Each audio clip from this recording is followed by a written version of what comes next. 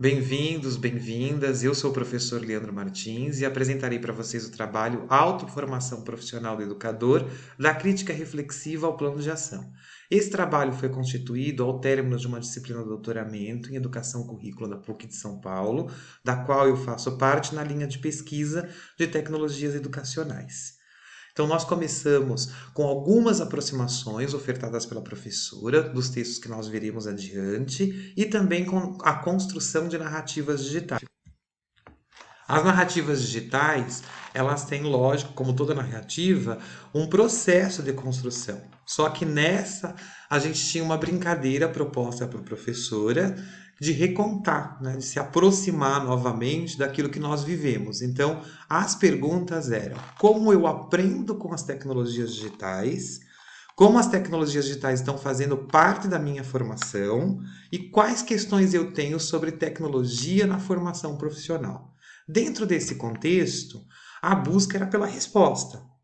Então eu construí um site simples, e achei muito pertinente buscar aquilo que estava na rede, aquilo que eu tinha nas nuvens, que eu já havia publicado sobre o meu processo com as tecnologias. Então, construção de vídeos, né? Num primeiro momento, isso para a minha carreira de formador de professores era muito importante que a gente pudesse, né, remixar ou divulgar ou colaborar, né, com informações sobre como aqueles contextos ocorriam em várias cidades do país. Depois, resgatando a memória da profissão, né, da profissão do magistério. E aí, no próprio magistério, como é que a gente usava a tecnologia na década de 90, isso em 94, quando eu me formei no magistério, era retroprojetor, a gente tinha outras coisas, por exemplo, como jogos educativos, né? Mas não tinha o computador ainda, ele não fazia parte do cotidiano escolar naquela época. Mas eu já me aproximava, né? Não só do digital, com o computador ali com o 386DX, com o 486, mas também de outros artefatos, como o videogame, por exemplo. O Atari foi de grande importância no meu estado de fluxo, né? No flow, como a gente fala. O vídeo, por exemplo, a questão autoral e coautoral, porque a brincadeira era ficar gravando pedaços de programas e pedaços de filmes e fazer slices, fatias, né? Claro que ninguém queria ver, mas a gente fazia. Então, era nesse contexto. E depois o aprimoramento desses espaços, né? Então, a formação, por exemplo, no mestrado, onde eu desenvolvi um curso anual com coordenadores pedagógicos em Peruíbe. A tecnologia foi assunto levantado por esses profissionais, então partiu do grupo né, dos participantes, o desejo de estudar tecnologia, e aí você já tinha outras plataformas para interagir, mas para deixar um caminho registrado, para que isso pudesse provocar conectivismos. Aqui uma coleção de livros didáticos que eu ajudei a desenvolver, né? Trabalhei na execução de elaboração do projeto e que hoje a gente consegue trabalhar dentro de um contexto de visão simultânea, de divulgação, de remix, de hibridismo e daí por diante, né? A tecnologia posta para desenvolver problemas que são reais. Os processos acadêmicos, então, óbvio, né? A linguagem computacional, a relação com a máquina, como a gente estuda Papert, Piaget e essas majoranças que são importâncias nesse cotidiano, então isso foi posto na narrativa também. E as formações, né? Então, a formação já direta, via EAD, integral, em contexto de pós-graduação, como o MBA da USP-Exalc em gestão escolar, e outros caminhos de aproximação da teoria relacionada a esse pensar, a esse fazer, tanto na questão do humanismo, né, fazer para o bem comum, mas sobretudo também nas questões do pensamento, da habilidade de pensamento, como a Vickrey coloca e como a gente traz a carga afetiva e como isso faz parte do processo de criação e cocriação. A gente gera um estado da arte. Esse estado da arte é claro, tanto para o deleite, para o prazer.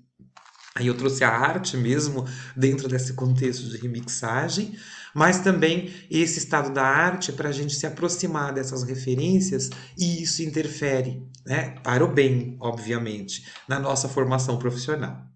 Bom, posta a apresentação, dentro do artigo vocês encontrarão a fundamentação teórica, que aí já se trata dos textos, do arcabouço teórico que foi ofertado durante a disciplina.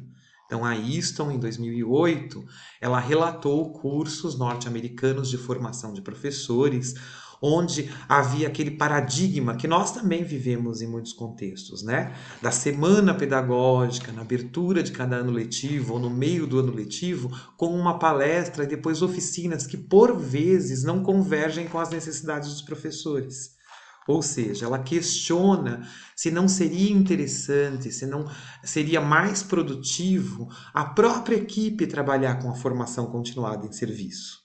Na sequência, nós nos aproximamos do Design Thinking, com o Tim Brown, mas com Santos Lima e Oliveira, que foram até a IDEU e traduziram, né, e estudaram o Design Thinking para a formação de educadores. E aí a gente conseguiu levar isso a campo, claro, em pequenos grupos, sempre de maneira organizada, com tutoria da professora, mas foi muito interessante a gente poder vivenciar o que é o apanhado, né? O que é a constatação de um problema, a busca, né, de informações que a gente possa levantar para o entendimento daquela situação.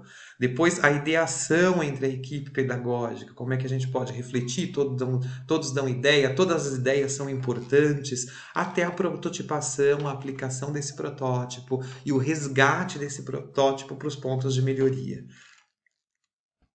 Depois, um outro ponto importantíssimo de reflexão é a pesquisa responsável, né? Como a Okada apresentou para a gente em 2015, e nós estudamos e tivemos contato com a autora durante a disciplina, justamente para a gente entender que é possível e é pertinente que nós pesquisemos, né, tanto individual como coletivamente, para resolver situações que tragam maior aporte, maior possibilidade tanto da reflexão crítico, colaborativa, mas sobretudo em relação ao bem comum, né? A melhoria de um processo, a fazer um mundo melhor por meio da pesquisa e para a formação, tanto individual como coletiva.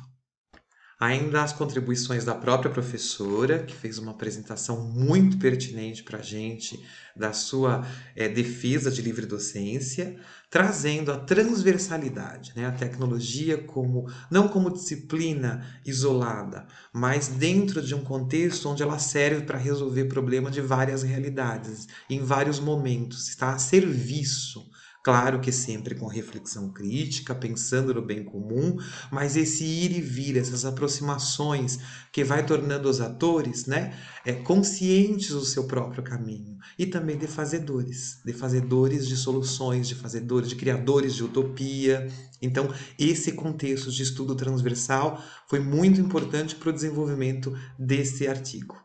Os procedimentos metodológicos começaram com a análise documental, baseada em Sassilva, Almeida e Guindani, justamente para a gente poder ter os documentos da narrativa, aqueles que eu disse, que estavam em rede, que estavam na internet, dos quais eu tinha, né, um documento que gerou a possibilidade de apresentação na narrativa, e também para que a gente pudesse preservar esses dados, para saber que há um rastro. E esse rastro, ainda bem que não foram apagados, né? Esses rastros, quer dizer, porque aí eu tive de onde puxar esse material, né? Agora, a gente tem que elaborar um roteiro. Então, o roteiro de análise foi baseado em Hernandes Sampieri, Fernandes Calado e Lúcio, que a gente começou a caracterizar, né? Eu tive que caracterizar essa narrativa. Então, quais foram os momentos ali entre passado distante, entre presente, entre futuro, que eu estava tentando contar? Porque aí nós tínhamos elementos das três perguntas, né? Aquilo que, lógico, remetia ao passado com maior intensidade, mas também que trazia a reflexão do presente, como eu aprendo, e depois do futuro, né? Como é que eu acho, como é que eu vejo, que questões eu tenho sobre a tecnologia. Logo em seguida, então, eu trago para vocês um QR Code, que é justamente para mostrar o griot digital. Claro que vocês têm o link aí, mas para o leitor, sobretudo de material impresso ou direto na tela do computador, é assim que a gente começa a remixar, né? A provocar os conectivismos e trabalhar um hipertexto também de maneira um pouco mais aberta, um pouco mais ampla, com várias opções, daí por diante. Então, eu coloco as três questões aqui na análise dos dados novamente. Essas questões elas servem para a gente relembrar, claro, para informar o leitor qual foi o caminho percorrido, a problemática da Easton que gerou justamente essa reflexão. né? Esse processo autoformativo me leva a reflexões que depois eu posso usar num contexto. Nós tivemos aula de robótica também durante o caminho. Eu conto como é que a robótica tira, né, a sistematização da aula do eixo do mundo onde, que sempre foi, ou quase sempre. Porque o ramismo não é uma coisa eterna, ele nasceu em uma época que antes dele ou durante esse processo já houve vários questionamentos, não são só os nossos. E esses questionamentos devem continuar, né? O sistema é ótimo, eu pelo menos considero que é muito bom quando a gente consegue quebrar uma sistematização e tem que refletir novamente, construir os tempos, os caminhos avaliativos, as percepções de aprendizagem dos estudantes e de nós mesmos, né? Quando esse do it yourself, do it with others passa a ser problemática da montagem, né, da condução de um caminho de aprendizagem. E lógico, eu conto no texto também todo o caminho percorrido, como eu já mostrei para vocês um pouquinho no Griot Digital e na bibliografia sobre o andar da disciplina. O que nós tiramos disso, né? Pelo menos o que eu tiro para a autoformação. Primeiro, a possibilidade, né, de embrincar a questão epistemológica ou a necessidade de, que já muda um pouco de figura, com as nossas práticas do cotidiano. Essa revisitação é possível. É possível a gente analisar por um prisma mais organizado, fundamentado, né, categorizado, para que a gente possa estabelecer novos planos. Né? A memória, ela traz grande contexto, porque é da memória que nós tiramos, né? Quem somos, de onde viemos, aquilo que a gente tem guardado, dos suportes, né? Das plataformas que suportam a memória, seja foto, seja documento escrito, e agora os pixels, né? Tudo aquilo que está no meio digital. E que bom que a gente pode recuperar, né? Mais uma vez eu lembro que ainda bem que eu guardei este material. Então, a gente consegue, né? Pelo menos eu consegui trabalhar com um plano de ação tangível. O que me falta? O que mais eu quero? Né? Para onde eu quero ir?